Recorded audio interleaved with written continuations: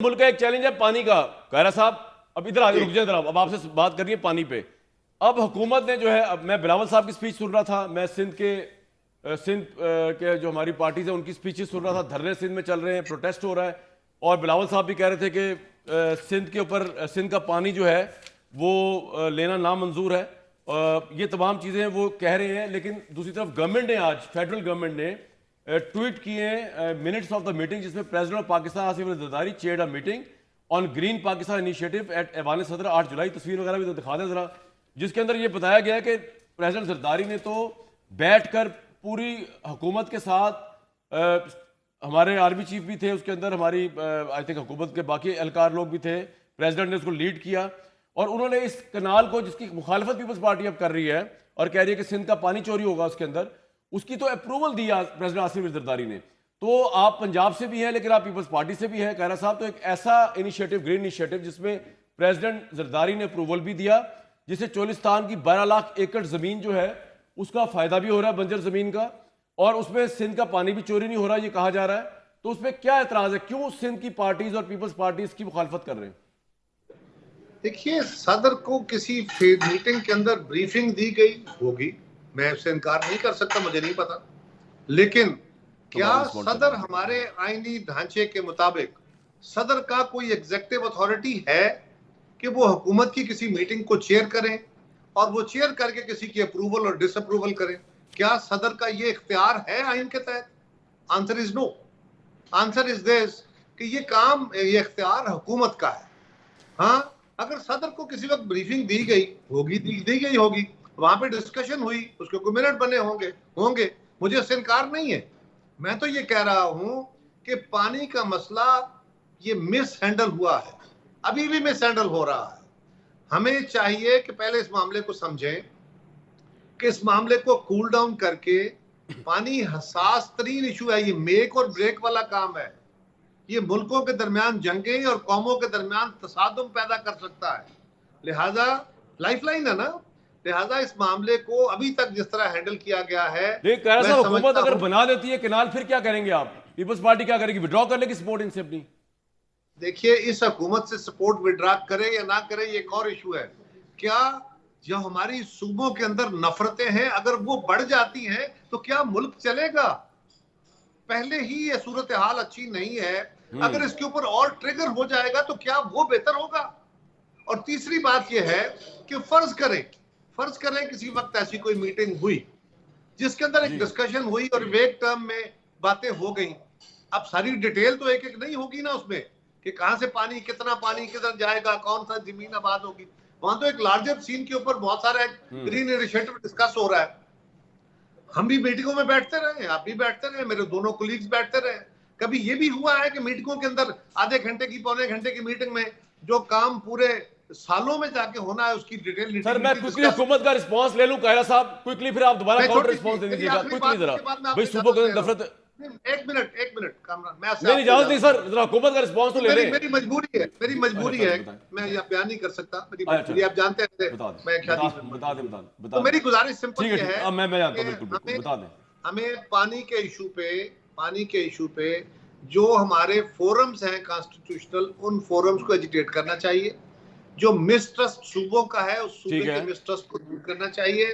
और सिर्फ ये कह के अगर हमारी तरफ से ये कहा जाए कि हुकूमत गलत कर रही है और सदर साहब को कोई रोल नहीं है, और हुकूमत की तरफ से कहा जाए कि सदर ने अप्रूवल दी, तो ये बेसिकली आपस में मिसट्रस्ट को बढ़ाएगा। इससे मामला रिजॉल्व नहीं होगा। इससे सूबे के अंदर होने वाली जो लड़ाई है, तो खत्म है।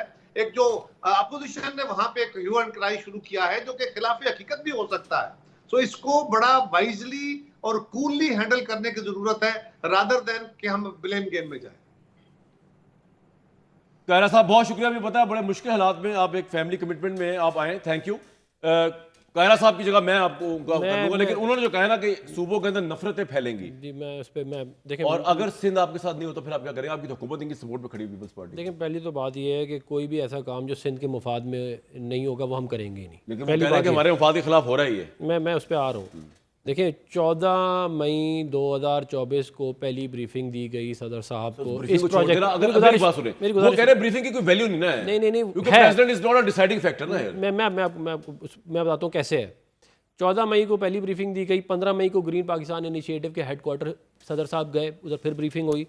8 जुलाई 2024 को ये वाली मीटिंग जिसके मिनट भी आ गए आपके सामने, ये हुई और ये तमाम बात उनको बताई गई। तो उसके बाद सदर साहब ने ये कहा कि तमाम सूबे और विफाक फंड्स प्रोवाइड करें इन कनाल्स के लिए, ठीक है।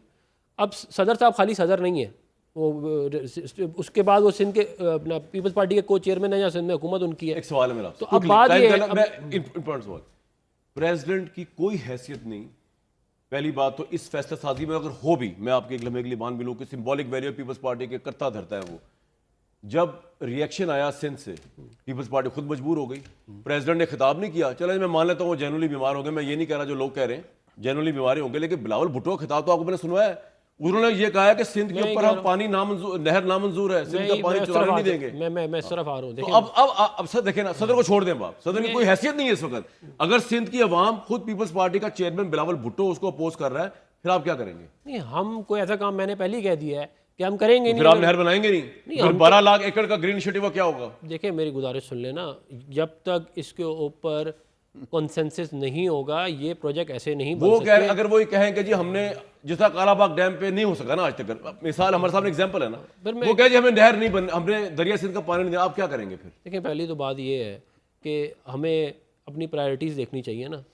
हमें 480 अरब रुपए का भाषा डैम था जो कालाबाग डैम से बड़ा है हर लिहाज से, जी। पानी के लिहाज से भी और बिजली की प्रोडक्शन के नहीं लिए। समझ आ रही ना मेरी गुजारिश सुनिए ना, वो 1500, मैं ये कह रहा हूँ 1500 अरब रुपए पे पहुंच गया। सर आप पॉइंट आप गलत समझा रहे हैं, टाइम की किल्लत है। मैं कहता हूँ कि आपकी सारी बातें भी सही हो।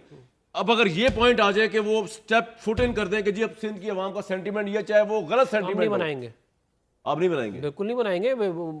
विफाक ज़्यादा इंपॉर्टेंट है, कौमी यकजहती ज़्यादा इंपॉर्टेंट है कि नहरें ज़्यादा इंपॉर्टेंट है। और अगर मुल्क देखें, मुल्क में ऑलरेडी बलूचिस्तान में मसाइल खराब है, लेकिन ग्रीन इनिशिएटिव आपका नहीं है। सिंध में भी ग्रीन इनिशिएटिव आपका नहीं है, ग्रीन इनिशिएटिव किसी और का है। और वो सिंसियरली एडमेंट है कि पंजाब के अंदर ये बंजर जमीनों को होना चाहिए, और मैं उनको सपोर्ट करता हूँ, वो ठीक कह रहे हैं। नहीं, लेकिन मैं भी यही कहता हूँ कि ठीक कह रहे हैं वो। फिर आप किस तरह कह रहे हैं कि नहीं होगा? नहीं, लेकिन वो जब तक इसके ऊपर कॉन्सेंसस इवॉल्व ना हो, आप कैसे, आप मुझे बताएं ना, आप क्या पूरे सूबे में आग लगा देंगे एक प्रोजेक्ट के पीछे? इस तरह भी तो नहीं कर सकते ना। उसके बाद में मुसीबत और एक खड़ी हो जाएगी।